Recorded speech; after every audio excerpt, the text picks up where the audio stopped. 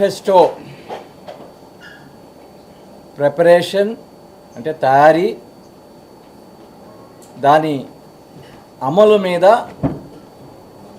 మా యొక్క నిబద్ధత గురించి రెండు మాటలు చెప్పాక నెల్లూరు పార్లమెంట్ కాన్స్టిట్యున్సీ తాలూకా మేనిఫెస్టో స్వరూపం, దాన్ని ఏ విధంగా అమలు చేస్తామో, ప్రజల ఆకాంక్షలను ఏ విధంగా నెరవేరుస్తామో అనే విషయాలు మీతో షేర్ చేసుకోవాలనుకుంటున్నాను.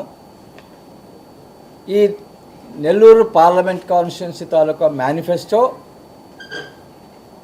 భారతదేశాని కోసం కాంగ్రెస్ పార్టీ తయారు చేసినటువంటి మేనిఫెస్టో క్రింద ఇది ఒక భాగంగా చూస్తాం. అంటే కేంద్రంలో తప్పకుండా కాంగ్రెస్ పార్టీ ప్రభుత్వంలోకి రాబోతుంది.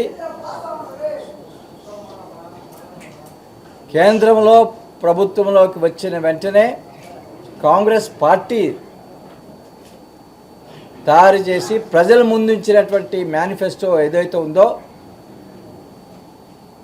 అది అమలు చేసుకుంటూనే దాని మీద కాంగ్రెస్ ప్రభుత్వం పూర్తి దృష్టిని పెట్టి పార్లమెంట్ కాన్స్టిట్యున్సీ లెవెల్లో కొన్ని మేనిఫెస్టో ఐటమ్స్ దాని మీద కూడాను మేము దృష్టి పెట్టడం జరుగుతుంది. ఈ సందర్భంగా కాంగ్రెస్ పార్టీ తయారు చేసినటువంటి మేనిఫెస్టో యొక్క స్వరూపం మరొకసారి మీకు గుర్తు చేస్తాను ఒక్క నిమిషంలో.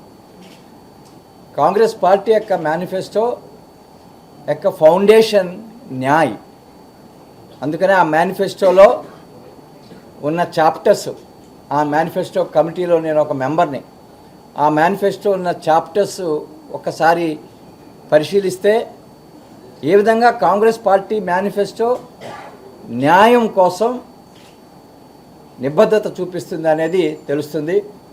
మొట్టమొదటి చాప్టర్ హిస్సేదారీ న్యాయ్, అంటే సమానత్వం కోసం చేయవలసినటువంటి న్యాయం మీద మొదటి చాప్టర్. ఆ చాప్టర్లో ఈ దేశంలో వెనకబడినటువంటి ఎస్సీ, ఎస్టీ, ఓబీసీ, మైనారిటీ వర్గాల వారికి ఏ విధంగా న్యాయం చేస్తామనే అంశాల్లో అనేకమైనటువంటి హామీలు ఇవ్వటం జరిగింది. రెండోది యువ న్యాయ్, యువతీ యువకులకి దూరమైనటువంటి న్యాయం. ఆ విషయంలో కాంగ్రెస్ పార్టీ వైఖరి ఏమిటి, ఏమి ప్రామిసెస్. మూడోది నారీ న్యాయ్, మహిళలకు సంబంధించిన న్యాయం. నాలుగోది కిసాన్ న్యాయ్, రైతులకు న్యాయం. ఐదోది శ్రామిక్ న్యాయ్, శ్రామిక్ న్యాయ్ అంటే కార్మికులకి న్యాయం. ఆరోది సంవిధానిక్ న్యాయ్.